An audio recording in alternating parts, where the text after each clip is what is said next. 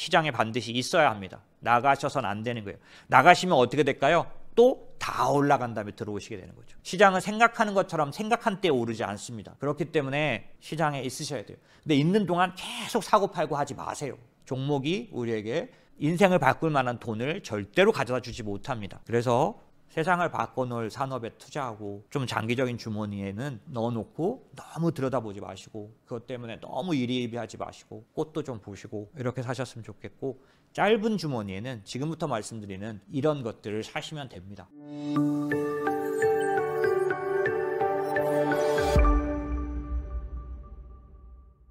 여러분들 중에서 이제 무엇을 투자할 것인가는 제가 빨리 말씀드릴 수 있는데, 그거는 이제 돈을 갖고 사는 사람들, 지금 들어가는 사람들, 뭐 지금 투자하려는 사람들, 이런 사람들에 대해서 말씀드리는 거잖아요. 그런데 더 많은 사람들이 어떤 사람들이냐? 이미 난 투자돼 있어요. 지금 막 하락해 있어요. 지금 이 시장에 그냥 당하고 있어요. 어떻게 될지 모르고 침체가 막 우세하다 막 이런 얘기를 듣고 있을 때 도대체 이걸 어떻게 받아들여야 될지 모르는 그런 사람들이 더 많기 때문에, 제가 말씀드리고 싶은 건 돈이 있어서 신규로 뭘 사면 되는지는 조금 이따 말씀드리고, 지금도 이미 시장에 들어와서 이미 물려서 지금 상당히 난감해하고 어려워하실지 모르지만 그렇지 않다. 지금 시장에서 나가면 안 된다라는 얘기를 드리려고 합니다. 자, 보시면 페루 반정부 시위. 왜? 농산물 가격과 유가가 올라가는 그런 것들이죠. 흔들리는 파키스탄 경제, 금리를 12.25까지 엄청나게 최대폭 채권 금리 급등하고 정치 불안. 멕시코 소비자 물가 7.45%, 금리를 계속해서 50일 올려야만 하는 상황. 스리랑카 디폴트 날 것 같다. 갚아야 할 채무는 86억 달러인데 외환 보유액은 23억 달러밖에 없어요. 그래서 이거는 뭐 내각 총사퇴, 중앙은행 총재 사임 난리 났죠. 페루 시위가 격화되고 있다. 비상상태 선포하고 군 투입한다. 레바논 구제금융 신청했다. 30억 달러 구제금융. 이거 제가 왜 이걸 계속해드렸을까요? 2010년도에도 아랍의 봄, 여러 번 말씀드렸죠. 미국이 돈을 풀어서 물가를 상승시키면, 화폐 가치를 떨어뜨리면 그거에 낮아빠지는 쪽은 이런 신흥국들이에요. 그리고 금융위기가 터져가지고 주식시장이 폭락했다가 폭등을 하면 여기에 낮아빠지는 사람들은 소득이 낮은 사람들, 금융자산이 없는 사람들. 지금 전 세계가 끙끙거리는 이 인플레이션은, 이 물가는 누가 만들었을까? 지금 전 세계는 러시아를 지목하겠죠. 하지만 저는 오래전부터 이런 일은 생겨날 거라고 말씀드렸어요. 이번에도 정말 좋은 핑계인 러시아가 등장했죠. 지난번에 연준이 엄청나게 돈을 풀었을 때는 누가 그 모든 화살을 맞았냐? 중국이 맞았었습니다. 이번엔 러시아가 맞고 있는 거죠. 그래서 바이든의 지지율은 올라가겠지만 사실은 이 물가 상승은 미국에서 시작됐다고 저는 보고 있습니다. 그렇게 많이 풀었는데, 그렇게 많이 찍었는데 인플레이션이 나타날 수가 없죠. 왜? 기본적으로 달러를 풀면 모든 게 뜁니다. 그럴 수밖에 없죠. 그런데 문제는 그렇게 했으면 미국이 감당을 해야 될 텐데, 고생은, 아픔은 지금 보여드린 레바논, 스리랑카, 페루 뭐 이런 데들, 약한 고리들이 먼저 터져나가기 시작하는 거죠. 더군다나 이런 식으로 금융 웰스 이펙트가 생겨나는 이런 위기, 리세션, 침체가 왔을 때 누가 더 힘들어하잖아요. 더 많은 숫자의 사람들이, 더 소득이 낮은 사람이 고생을 합니다. 이 물가도 누구에게 더 어려움을 줄까요? 이걸 끊어야 되는 거죠. 그러려면 정말 부가가치가 있는 직업을 갖고 돈을 벌고 해야 되는데, 저는 여러분에게 그런 거를 알려드릴 방법은 없습니다. 그리고 뭐 어떤 직업이 좋다 이런 얘기를 할 생각도 저는 없어요. 그래서 여러분의 직업이나 여러분의 앞으로 은퇴까지 뭐 어떤 직업을 가질지 뭐 이런 거에 대한 것들은 전 모르겠습니다. 세상이 디지털라이제이션 되고 점점 변하니까 많은 일자리를 잃고 뭐 있을 수 있죠. 그걸 제가 안타깝지만 어떻게 도와드릴 수 없어요. 하지만 직업은 못 바꾸지만 나의 금융 자산은 바꿔야 합니다. 지금처럼 이렇게 눈에 보이게 물가가 상승하고 화폐 가치가 떨어지는데 나의 자산 가치 올라갈 수 있도록은 만들어야 합니다. 그건 매번 반복되는 일이고, 이번에도 만약 시장이 또 어려운 지경을 겪게 된다면 동일하게 코로나 때처럼 똑같이 반복될 겁니다. 그때 달려들어서 코인 사야지 뭐 이런 건 개인이 할 수가 없어요. 제가 보기엔 어느 정도 연령이 있으신 분들은 먹고 살고 이것저것 하다 보면 할 수도 없고, 그때는 공포 국면입니다. 제가 책을 냈는데 그 책의 맨 앞에 타이틀이 그거였죠. 주식은 경제가 아니다. 주식시장은 경제 이론대로 움직이지 않는다. 실적이 좋아지기도 전에, 경기가 좋아지기도 전에 주식은 먼저 올라간다라고 말씀드렸잖아요. 그건 리세션이 왔을 때요. 그때 내가 적어도 막 투자하지 않아도 주가 지수가 올라가면 내 돈은 올라갈 수 있는 구조는 갖고 있어야 되는데, 어려운 상태가 더 많죠. 왜? 금융자산이 있어야 올라가죠. 없는데 어떻게 올라갑니까? 오히려 지금 내가 돈을 쓰기 위해서 팔아서 있는 그 연금도 깨가지고 써야 되는데 그렇지 않아야 한다는 게 제 생각입니다. 그래서 지금 동일하게 반복되는 수많은 전 세계에 처음 많은 아픈 일들이 우리에게도 똑같이 뭐 그렇진 않죠. 하지만 저는 항상 그런 생각을 합니다. 어떻게든 여러분들의 돈이 시장이 폭락하는 것 같지만 사실은 더 올라가는 그런 상황이 왔을 때 올라가게 혹은 평소 때도 계속 증가할 수 있게 어떻게 해드릴 수 있을까 이런 생각을 했고요. 간단하게 말씀드릴게요. 물가 상승의 실질 구매력 하락은 엄청납니다. 눈에 보이지 않지만 엄청나게 물가는 올라가고 있는 중이었어요. 이번에 그게 눈에 더 보이는 것 뿐입니다. 실제로 보시는 것처럼 물가 상승률에 따라서 물가 상승률이 만약에 5%라면 요즘 뭐 5% 우습죠? 5%면 1억이 3,700이 됩니다. 20년 뒤에. 1억이 3,700의 가치밖에 없어지는 거예요. 그러니까 37%만 남는 거죠. 100% 중에서. 20년 지나고 나면 내 돈에 37%만 남는 겁니다. 아까 달러가 100달러가 4불이 된 것처럼 20년 후에 6,100만 원 되는 거죠. 2.5% 물가. 지금 같은 물가는 사실 지금 이게 드러나서 여러분이 느낀 거지 만약에 이번에 이렇게 드러나지 않았으면 여러분은 물가가 우리나라 공시하는 것처럼 1%대 2%대인 줄 알고 사셨을 거 아니에요. 하지만 아니라는 사실이 지금 드러난 거 아닙니까? 지금만 물가가 이렇게 높은 게 아니에요. 달러가 떨어지는 만큼 우리는 계속 내 가치는 잃어버리고 있었습니다. 왜? 모든 자산의 평가를 달러로 하거든요. 그럼 우리는 아닌데 우리는 원으로 하는데 환율이 그걸 다 반영합니다. 달러 떨어진 걸 환율로 다 반영해요. 여러분 눈에 못 보시지만 환율이 다 수업료 내고 있는 겁니다. 미국에게 그 떨어진 가치만큼 계속 지불하고 있는 겁니다. 미국의 물가는 환율로 한국에게 돌아옵니다. 그렇기 때문에 절대로 여러분과 상관없는 일이 아니에요. 지금까지 그랬고 지금도 마찬가지입니다. 그렇기 때문에 장기적으로 지속적으로 금융상품 자산의 운용을 하셔야 됩니다. 물론 실패가 있을 수 있다. 저 그 얘기를 하려는 게 아니라 제가 말씀드리고 싶은 건 뭐냐면 방향에 투자하시면 실패하지 않을 수 있습니다. 계속 말씀드리지만 종목에다 하지 마시고 산업에다 투자하시고 1년만 하지 마시고 10년 하시고 그렇지만 써야 될 돈도 있으니 1년짜리 주머니하고 5년짜리 10년짜리 주머니를 각각 가져가야 됩니다. 어느 누가 이걸 왔다 갔다 잘할 수 있겠어요. 사람의 머리는 그렇게 뛰어나지 않아요. 10년짜리 주머니 제가 말씀드렸잖아요. 저희 큰아들 지금 군대가 있는데 그 녀석 제가 어느 날 책을 봤는데 프랭클린 템플턴 경의 책을 보고 그 사람이 대학 졸업하고 나서 33개국을 돌아다니고 나서 다른 나라에도 미국처럼 위대한 기업들이 있구나. 그 기업에 투자하고 싶다라고 해서 템플턴 자산운용이라는 걸 만들었어요. 그걸 보고 제가 감동받아서 우리 아들도 대학교 졸업할 때는 30개국은 여행할 수 있게 해줘야지 라고 해서 펀드를 가입하기 시작했죠. 똑같은 부분들이 제가 생각할 때는 있을 수 있다고 생각이 듭니다. 그런데 우리 아들 대학 갈 때 대학 졸업하고 나서 쓸 돈이니까 제가 그거 안 건들잖아요. 그거 제가 자꾸 사고 팔겠습니까?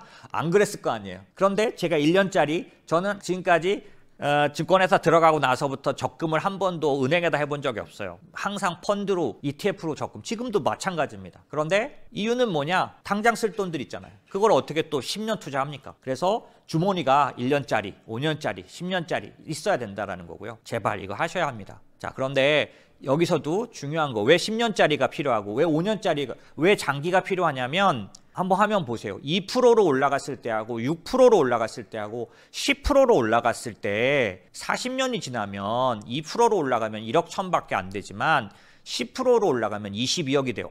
매년 10% 어떻게 올라갑니까? 예, 어렵죠. 하지만 시장에 머물러 있어서 코로나 때 갑자기 펑 튄 거로 연 10%가 나오더라고요. 따박따박은 답답하고 어려웠는데 손실도 나는 것 같았는데 코로나 때 올라갈 기업을 들고 있었더니 저는 산업에 투자했다고 말씀드렸잖아요. 제가 투자했던 클라우딩이라든지 클라우딩 컴퓨팅이라든지 로보틱스라든지 뭐 이런 것들은 우연히 코로나를 만나서 그런지 몰라도 뻥 뛰더라고요. 1년, 2년의 보상을 주더라고요. 우리 고객들한테도 그걸 돌려주더라고요. 그 사이에는 2018년도 제가 우리 고객들 또 한 종목은 고생을 시키고 했는데 그 종목이 코로나 때 충분히 보상을 주고 올라가더라고요. 그래서 제가 책에다 썼습니다. 실패해도 시장에 남아있을 수 있어야 한다. 왜? 방향을 맞았고 업종에다 투자해놨으면 내가 타이밍 못 맞췄어. 그때 나갔어야 돼 라고 해서 못했어도 남아있는데 수익이 나는 투자를 하셔야 돼요. 반드시 하셔야 돼요. 지금도 마찬가지입니다. 그런 의미에서 지금 이 상황을 다시 스리랑카, 페루 이런 나라들을 보고 우리도 다시 생각해야 합니다. 지금이라도 시작해야 합니다. 자, 보시는 것처럼 근데 왜 못하냐? 많은 사람들에게 물어봤더니 원금 손실 날까봐, 그 다음에 전문 지식이 부족해서 금융상품을 잘 몰라서 이렇다라는 거죠. 근데 그건 저희가 다 해드리는 거예요. 지금 이제 이거 제가 시간이 없어서 설명을 못 드리겠네요.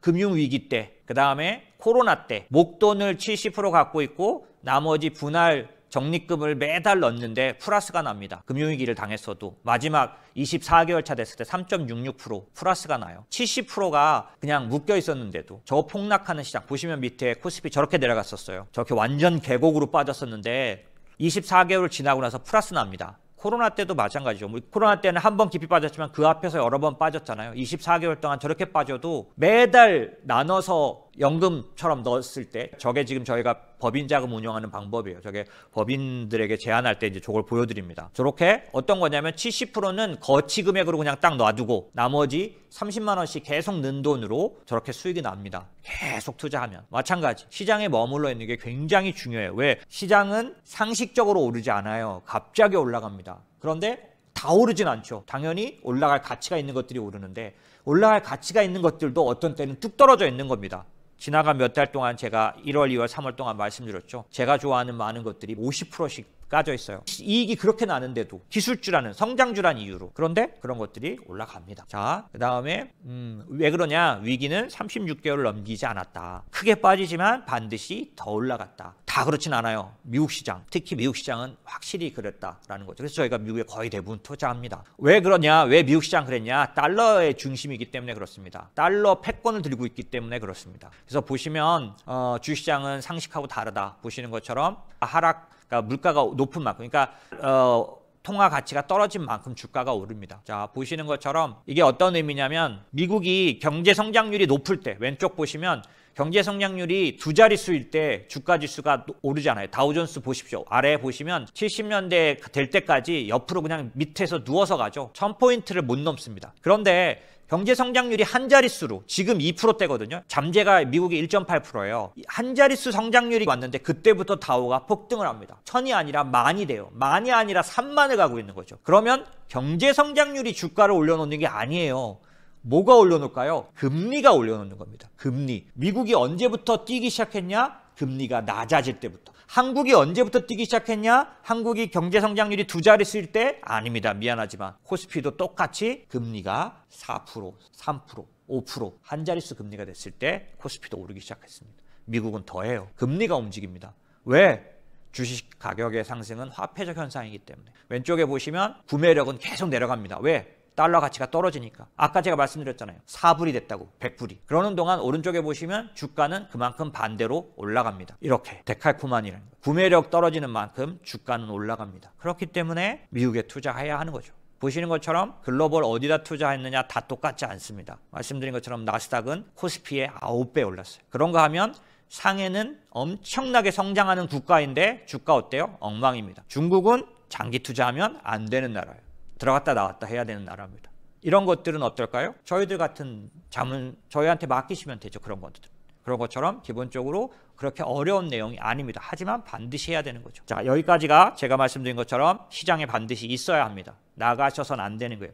나가시면 어떻게 될까요? 또 다 올라간 다음에 들어오시게 되는 거죠. 시장은 생각하는 것처럼 생각한 때에 오르지 않습니다. 그렇기 때문에 시장에 있으셔야 돼요. 근데 있는 동안 계속 사고 팔고 하지 마세요. 종목이 우리에게 충분한 수익률, 인생을 바꿀 만한 돈을 절대로 가져다 주지 못합니다.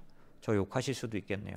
좀 죄송합니다. 어쨌든 저는 그냥 저 개인적으로는 브로커 생활하고 PB 생활하고 자문사 대표하면서 느낀 겁니다. 그래서 세상을 바꿔놓을 산업에 투자하고 좀 장기적인 주머니에는 넣어놓고 너무 들여다보지 마시고 그것 때문에 너무 일희일비하지 마시고 꽃도 좀 보시고 이렇게 사셨으면 좋겠고 짧은 주머니에는 지금부터 말씀드리는 이런 것들을 사시면 됩니다. 자, 미국에 투자해야 되는 이유 첫 번째, 미국은 에너지 수출국으로 전환됐다. 2019년도부터 셰일 오일에 의해서 에너지 수출국이 됐다.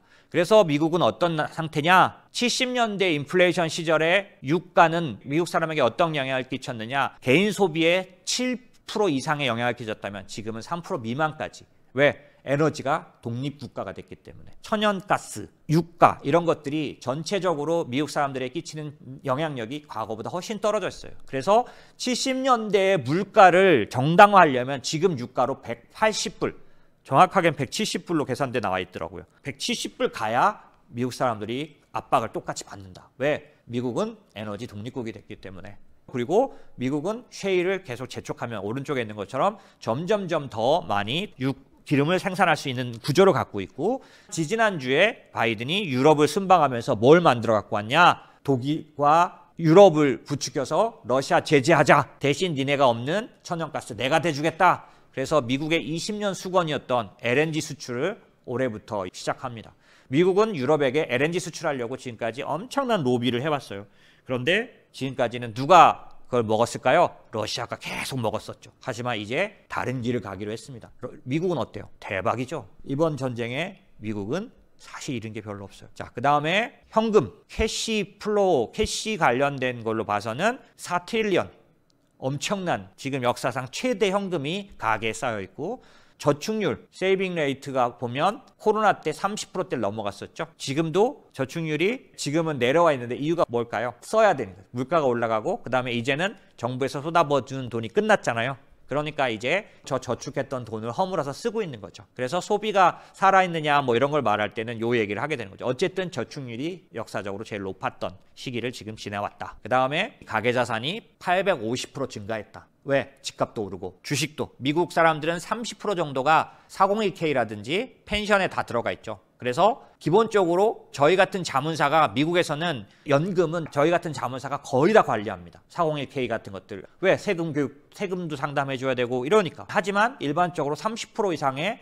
자기 돈이 주식이 올라가면 같이 올라가는 구조 속에 있어요. 그것도 사고 파는 돈이 아니라 연금형, 퇴직연금, 연금들에 들어가 있다는 거죠. 그걸 관리하는 게 자문사고, 우리나라에선 생소하지만 미국은 RIA라 그래서 엄청나게 일반적인 직업입니다. 그런 것처럼 기본적으로 8.5배 정도 증가했다. 그 다음에 고용이 살아있다. 미국의 고용은 쉽게 말하면 지금 어떠냐면 일자리를 찾는 사람의 숫자에 비해서 사람을 찾는 회사들의 일자리 숫자가 1.8배 많습니다. 그래서 사상 최대 고용을 계속 갱신하고 있는 정도죠. 그러니까 어때요? 쉽게 일자리를 잡고 높은 소득을 얻으니까 어때요? 소비가 살아있을 수 있어요. 그렇기 때문에 침체에 올해 안에는 쉽게 가지 않습니다. 그런 면에서 전 세계에서 유일하게 미국을 투자해야 되겠죠. 자, 거기다가 바이든은 이제 인프라 정책을 통해서 이 모든 걸 풀어내려고 합니다. 이번에도 조 맨친에게 웨스트 버지니아로 알고 있는데, 웨스트 버지니아에 예산을 몰아줬어요. 수소까지 동원해서 엄청나게 예산 넣어주니까 조 맨친이 뭐라 그럴까요? 땡큐죠 뭐. 그래서 해주겠답니다. 자기는 뭐 빌드백 베러에 대해서 원래부터 동의했다. 뭐 이런 식이에요. 그래서 아마 통과가 될 것 같은데, 인프라 관련된 정책이 기본적으로 미국 시장을 이끌고 있기 때문에 인프라에 관련된 그런 투자들은 아주 좋은 결과. 이번에도 전쟁이 터졌더니 신재생 에너지는 이번 3월달 반등 때 충분히 가격을 반등하고 지금 내려가고 있지 않죠. 예. 그런 것들이 앞으로의 흐름을 말해주는 거죠. 미국을 투자해야 되는 부분은 그런 게 있다. 그 다음에 월가 하우스들이 올해 말 미국의 지수에 대해서는 향후 한 20%까지 수익이 날 수 있다라고 보는 BMO나 이런 데도 있지만, 물론 모건 스탠리 같은 데들은 올해 말에 전고점 못 간다라고 보지만 나머지 하우스는 전부 전고점 돌파할 거다라고 보고 있는 겁니다. 적어도 미국에 한해서는 이렇게 보시면 되겠죠. 자, 그 다음에 이번에는 조금 중요한 얘기고 빨리 드려야 되는데, 뭐냐면 이번에 투자를 할 때는 제가 지금까지 경험했던 어떤 사이클보다 다른 사이클입니다. 뭐냐면 선진국 이머징이 예전처럼 그렇게 갈리지 않는다는 거예요. 국가별로 온도차가 많이 납니다. 이게 무슨 얘기냐면요, 옛날엔 선진국, 유럽, 뭐 일본, 미국 이런 쪽들이 좋고 이렇게 금리 인상을 하는 초반에는 이머징 그러면 안 좋았었어요. 그런데 지금 보시면 안 좋은 쪽들 중에 유럽이 아주 상당수 포진돼 있죠. 그런가 하면 오른쪽에 보시면 브라질이 또 한참 좋네요. 멕시코, 호주, 인도네시아 이런 데들이 막 좋은 거예요. 왜? 얘는 신흥국 아니에요? 신흥국이에요. 근데 어떤 신흥국이에요? 원자재 신흥국이에요. 그러니까 캐나다도 마찬가지, 호주도 마찬가지, 원자재 국가죠. 원자재 국가는 지금 좋은 상황입니다. 그러니까 예전에 신흥국으로 분류됐던 데들이 다 나빴다? 아닙니다. 지금은. 그래서 투자할 나라가 이제 달라요. 보시면 수출로 먹고 사는 나라들은 좀 많이 안 좋네요. 한국도 좀 들어가 있죠. 그래서 그런 부분들이 있다라는 거고, 보시면 중국 제외하고 이머징이 아니라 중국 제외한 나머지 아시아 국가가 좀 좋은 데들이 있어요. 어디냐 하면 베트남, 인도, 인도네시아 세 군데가 아주 좋습니다. 자, 그래서 그게 뭘로 나타나느냐? 통화로 나타나요. 절상된 나라가 지금 좋은 나라들입니다. 보시면 브라질, 남아공, 호주, 멕시코, 뉴질랜드, 캐나다 뭐 이런 데들 다 절상됐어요. 그죠? 저수장된 나라가 아주 좋은 나라들이죠. 자, 그 다음에 외환 보유액이 바닥이에요. 동유럽, 중앙아시아 소규모 경제국가, 이게 약한 고리들입니다. 아까 제가 보여드렸던 아주 민생고만 엄청 높고 피해를 보는 국가들이죠. 이런 데들은 중내산에 할 수밖에 없는 상황이 된 거죠. 예, 너무 안 됐지만 사실 왜 그러냐면 금융위기 그때 어려워져서 부채를 쓴 게 지금 만기가 다 돌아올 겁니다. 그래서 아마 더 어려울 거예요. 항상 반복돼요. 제가 아까 말씀드린 리세션이 터지면 부자는 더 부자가 되는데 가난한 사람은 더 가난한 사람이 되는 게 국가별로도 계속 반복돼요. 지난번 위기 때 살려고 달러 스왑하고 그 다음에 빚 썼어요. 중국 빚을 쓰고 빚을 썼는데 그 빚이 요번에 다시 돌아옵니다. 이번 이렇게 어려울 때 위기가 왔을 때 돌아옵니다. 희한하죠. 달러 관련해서도 그렇고. 그래서 항상 이게 반복돼요. 너무나 어렵습니다. 자, 그 다음에 한국 시장이 예전에 보면은 금리 인상 관련해서 움직일 때 좋았다가 QT 같은 걸 할 때 나빠집니다. 그래서 한국 시장 같은 경우는 지금은 오히려 공급망 이슈 때문에 많이 빠진 거였기 때문에 작년도부터 7월 달부터 빠진 거라 공급망 이슈가 좋아지는, 제가 말씀드린 인플레이션이 관리가 되기 시작하면 한국은 혜택을 입을 거라서 그거에 대한 플러스 효과가 있는 반면에 이런 전쟁이나 이런 걸로 인해서 에너지 가격이 높고 그런 것들에 의해서는 피해를 보고 있는 거죠. 왜? 우리는 수출 국가고 에너지 가격에 직격탄을 받기 때문에 그것이 섞여 있어요. 그런 측면에서는 한국 시장 같은 경우에는 좀 눈여겨서 봐야 될 부분이 있을 것 같습니다. 전체적으로 좋다라고 보기가 쉽지 않은 부분이 있습니다. 자, 그 다음에 원자재 수출 국가들은 그런 면에서는 대부분 좋은 상황이다. 그리고 그중에 베트남과 인도가 있다라는 거죠. 만약에 여러분이 신흥국 투자를 한다면 신흥국 전체 다 투자하는 ETF나 이런 거 하지 마시고 따로따로 하셔야 됩니다. 만약에 한 달에 30만 원 한다, 10만 원을 해도 뭐 3만 원, 3만 원 나눠서 하셔야지, 아유 이거 어떻게 잘라라고 해가지고 그냥 통째로 하는 거, 브릭스 뭐 이런 거 하시면 안 되는 거죠. 베트남, 인도, 인도네시아 이런 식으로 따로 하셔야 돼요. 이제 왜 그럼 베트남, 인도는 좋냐? 그게 어떤 의미냐면 지금 얘네들은 전부 다 자급자족 국가들이에요. 자원이나 농산물에 있어서 아까 미국이 에너지 독립국가라고 말했잖아요. 마찬가지예요. 베트남, 인도는 농산물도 자급자족이 강해요. 그러니까 내수가 강하기도 하고 자급자족이 되는 나라들이 지금 강합니다. 아니면 원자재 수출국이든지 인도네시아도 마찬가지. 그래서 인도는 전 세계 증시 상대 강도가 상당히 좋은 상황입니다. 저희가 연금에서 계속 사고 있기 때문에 좀 자주 보는 편이죠. 그 다음에 인도의 자카르타 지수 좋은 편이고, 왜 그러냐? 4개월 연속 외국인이 순매수에 나서 있다라는 겁니다. 그 다음에 미국 리츠 이제 얘기를 드리려고 하는데 이건 좀 빨리 말씀드릴게요.